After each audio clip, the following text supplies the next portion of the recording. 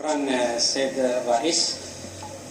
أعتقد أن هذا الموضوع الحظر ديال المعاملات التجارية مع الكيان الصهيوني الغاشم هي والذود والوقوف بجانب القضية الفلسطينية، هذه مسألة إجماع وطني.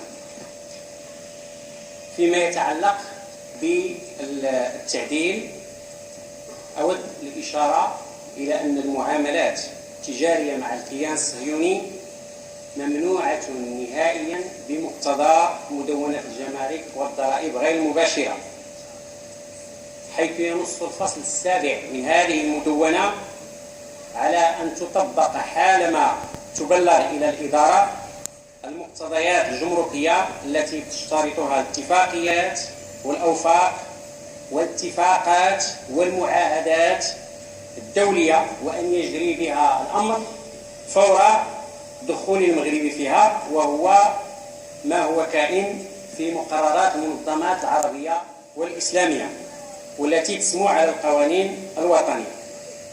كما أن المادة 23 من المدونة العامة للجمارك تنص بصريح العبارة على أنه لتطبيق هذه المدونة تعتبر محظورة جميع البضائع التي يكون استيرادها أو تصديرها ممنوعا بأي وجه من الوجوه.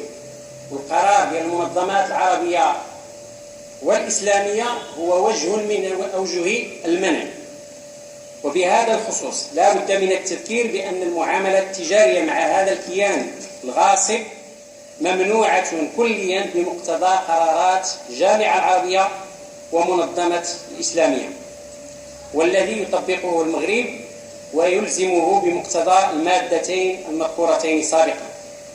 وبالتالي فإنه لا حاجة لتخصيص هذا الكيان الغاشم بالتنصيص عليه بالاسم في المدونة العامة للجمارك المغربية، حيث أن تطبيق قرار الجامعة العربية وتنزيلهما بمقتضى المادتين 27 من المدونة هو شأن تنظيمي، وهو ما يتم من خلال حذف اسم الكيان الصهيوني من التصنيف الجمركي المغربي، حيث لا يمكن أن يقبل هذا التصنيف ولا أن يسمح بأي منتوج وارد أو متجه نحو هذا الكيان الغاصب.